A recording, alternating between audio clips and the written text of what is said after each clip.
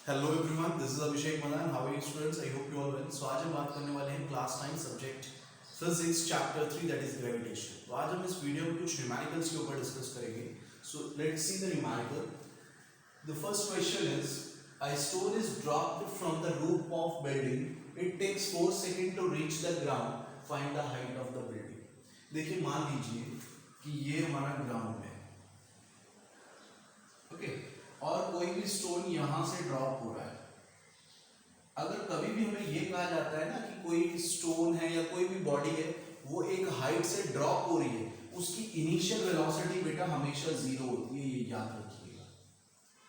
यानी कि यू जो होगा वो हमेशा 0 मीटर पर सेकेंड होगा। और जब कोई बॉडी नीचे से ऊपर फेंकी जाती है तो उसकी फाइनल वेलोसिटी जीरो होती है। ओके, कभी भी आपसे बोला जाए ऑब्जेक्ट इज ड्रॉप, यानी कि उसकी इनिशियल वेलोसिटी जीरो, या फिर बोला जाए a body is thrown vertically upwards, उसकी फाइनल वेलोसिटी जीरो। तो जब हम ऊपर से कोई चीज फेंकेंगे तो उसकी इनिशियल वेलोसिटी यानी कि u जीरो होगी, और जब हम कोई नीचे से ऑब्जेक्ट फेंकेंगे ऊपर की ओर तो उसकी फाइनल वेलोसिटी यानी कि v जीरो होगी। ओके, अब देखिए यहाँ पे क्या कहा जा रहा है कि एक स्टोन हमने ड्रॉप करा, तो ड्रॉप इन द सेंस कि हमारे पास उसकी इनिशियल वेलोसिटी आ गई। अब उन्होंने कहा है कि वो बिल्डिंग से फेंका है, तो बिल्डिंग की जितनी हाइट होगी, हम लेट कर लेते हैं कि ये उस बिल्डिंग की हाइट है, तो ये जितनी हाइट होगी बिल्डिंग की, ये बॉडी उतनी डिस्टेंस ट्रैवल करके नीचे आएगा। तो यानी कि जो उसकी डिस्टेंस है यानी कि s जो है वो कितनी होगी, h मीटर होगी, क्योंकि हाइट कितनी है बिल्डिंग की, h मीटर मानी है हमने। ओके, अब जब वो नीचे आ रहा है बेटा, तो उसने कितना टाइम लिया नीचे आने का, 4 सेकेंड टाइम लिया। तो टाइम हमारे को कह दिया कितना, 4 सेकेंड, और हमें फाइंड आउट करना है हाइट। अब देखिए बॉडी नीचे आ रही है, उसकी वेलोसिटी तो चेंज होगी, नॉर्मल सी बात है, क्योंकि इनिशियल वेलोसिटी जीरो है, तो जब वो ट्रैवल करेगा उसकी वेलोसिटी चेंज होगी, कुछ ना कुछ वेलोसिटी तो होगी। और अगर बेटा वेलोसिटी चेंज होगी तो एक्सेलरेशन आएगा। तो यहाँ पे a की वैल्यू क्या है, तो जब भी बेटा हम a की वैल्यू की बात करते हैं ना, एक्सेलरेशन की वैल्यू, तो जब बॉडी वर्टिकल मोशन करती है तो जो हमारा एक्सेलरेशन होता है a, वो g बन जाता है। कब? When the body is in vertical motion, यानी कि जब बॉडी ऊपर जाए या बॉडी ऊपर से नीचे आए। जब भी बॉडी वर्टिकल मोशन करेगी उस समय आपकी जो एक्सेलरेशन की वैल्यू होगी वो स्मॉल g बन जाएगा। That is the acceleration due to gravity, जिसकी वैल्यू होती है बेटा 9.8 metre per second square on the surface of earth. ये g की वैल्यू हर सरफेस पे अलग अलग होती है। अभी हम अर्थ की बात कर रहे हैं तो अर्थ की सरफेस की वैल्यू ले रहे हैं। Okay, so let's see the formula. तो हम फॉर्मूला लगाते हैं बेटा, s is equals to ut plus half a t square वाला। ओके, अब यहां देखो s क्या बन जाएगा, h, u क्या बन जाएगा 0 multiply by 4 plus 1 by 2, a की वैल्यू बन जाएगी g, वैल्यू आ जाएगी 9.8, टाइम लग जाएगा 4 का स्क्वायर। तो h इज इक्वल्स टू बेटा 0 into 4 0 plus 1 by 2 into 9.8 into 4 into 4, 4 2 से कट करते हैं, 2 जा 2 4 जा 8, 8 की 9.8 से मल्टीप्लाई कर देते हैं, तो 9.8 मल्टीप्लाई बाय 8 देखो क्या आएगा, 8 8 से 64, 6 कैरी, 8 6 जा सॉरी 8 9 जा और 72, 72 और 6 78। आपका आंसर है h is equals to 78.4 metre, यानी कि उस बिल्डिंग की हाइट कितनी होगी, 78.4 metre. Okay, so please note down this question.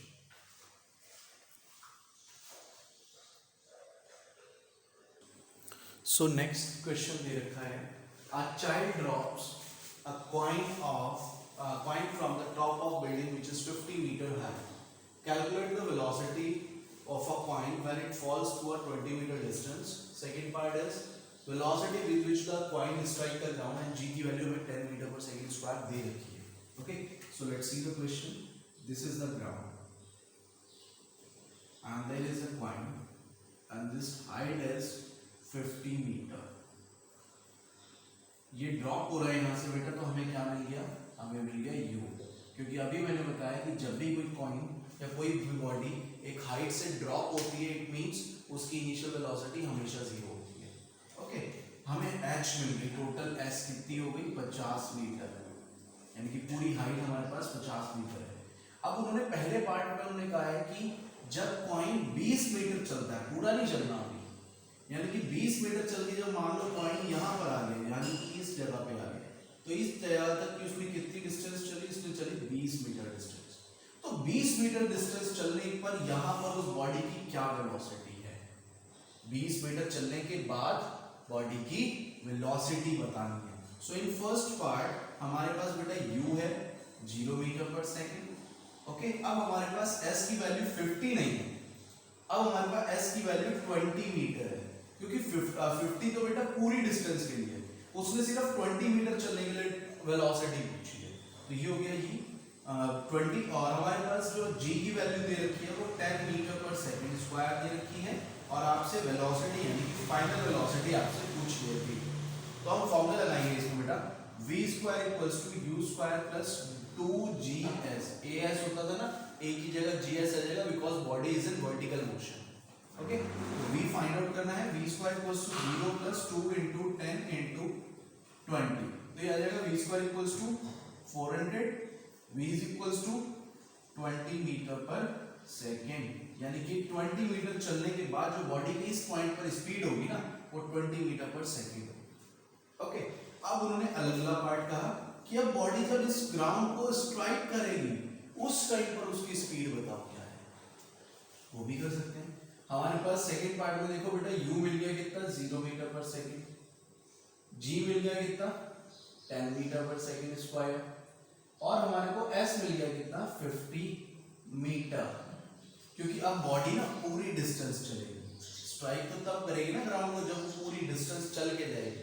तो अब हमने पहले s 20 लिया था, लेकिन अब s पूरा 50 मीटर लेना है, क्योंकि उसने पूछा है कि कब स्ट्राइक करेगी, तो जब स्ट्राइक कर रही है उस टाइम पर वेलोसिटी बतानी, तो s हमारा हो जाएगा 50 मीटर, हमें v बताना है, तो v square equals to u square plus 2gs, तो v वैल्यू हमें बतानी है बेटा, u की वैल्यू 0 प्लस 2 into 10 into 50, तो ये देखो बेटा v square equals to 2 into 10 20 multiply by 50, तो ये आपके पास आ जाएगा 1000 equals to v square. Okay, 1000 आ जाएगा, तो v की वैल्यू क्या हो जाएगी बेटा, v square equals to 10 root 2 10 का होल स्क्वायर, स्क्वायर से square cancel out, v equals to 10 root 10 metre per second. तो बेटा ये उस बॉडी की उस समय की फाइनल वेलोसिटी होगी 10 root 10 metre per second. Okay, please note down this question. So next question हमें दे रखा है, an object is thrown vertically upward, जैसे मैंने कहा था कि हमें जब ऊपर जाने के लिए दिया होता है तो हमें क्या लेट करना होता है, मैंने आपको ऑलरेडी बता चुका हूँ। तो जब बॉडी ऊपर की तरफ मोशन करती है तो उस समय हम ये मानकर चलते हैं कि जो बॉडी के पीक पर वेलोसिटी होगी, हाईएस्ट पॉइंट पर, वो 0 होगी, मींस उसकी फाइनल वेलोसिटी 0 होगी। Okay, and rises to a height of 20 metre. Okay, तो देखिए हमारे पास ये ग्राउंड है, हम ये मानकर चल रहे हैं कि ऑब्जेक्ट को मैंने यहाँ से फेंका है और वो इस जगह पर पहुंच गया, और यहाँ तक की जो उसकी हाइट है ना वो कितनी है 20 मीटर, और यहाँ से उसको हमने कुछ ना कुछ इनिशियल वेलोसिटी जरूर दी है, लेकिन यहाँ पर जाकर उसकी फाइनल वेलोसिटी 0 होगी। ओके, तो हमारे को v मिल गया कितना 0 मीटर पर सेकेंड।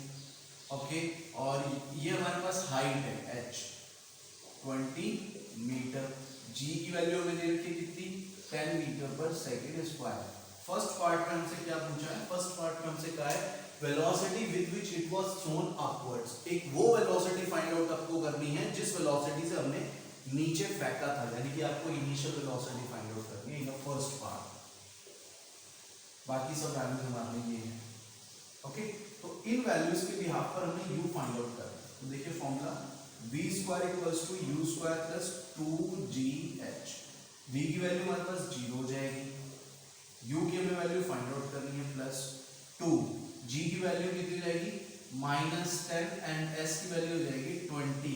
अब आप करोगे यहाँ पर -10 क्यों आए, g की वैल्यू तो 10 दे रखी है, तो ध्यान से समझिए, जब बॉडी ऊपर से नीचे आती है, यानी कि जब बॉडी का मोशन डाउनवर्ड होता है तो g की वैल्यू प्लस में ली जाती है, और जब बॉडी वर्टिकली अपवर्ड्स जाती है, ऊपर की ओर जाएगी, तो g की वैल्यू माइनस में ली जाएगी, क्योंकि g is a vector quantity, उस पे डायरेक्शन का फर्क पड़ता है, और जो स्मॉल g होती है ना एक्सीलरेशन ड्यू टू ग्रेविटी, वो हमेशा टुवर्ड्स द अर्थ एक्ट होती है, और हम अर्थ से अगेंस्ट जा रहे हैं, हम अर्थ से दूर जा रहे हैं, इसका मतलब g की वैल्यू चेंज हो जाएगी, -10 आ जाएगा। ओके, सो क्या आ जाएगा बेटा, u is equals to u 0 is equals to u square plus minus minus 20 two 20 400।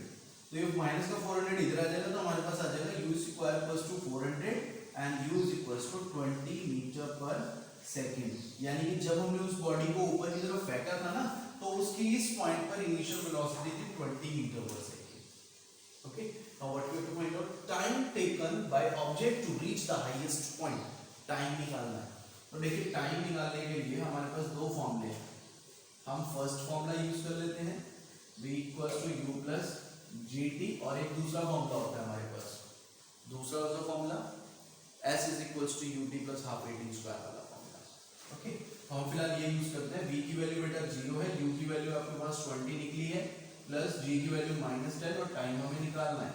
तो ये आ जाएगा बेटा 20 इज इक्वल्स टू 10t, और ये आ जाएगा 2 second is equals to time. यानी कि उस बॉडी को ऊपर जाने के लिए कितना टाइम लगेगा, 2 seconds. Okay, so please note down this question.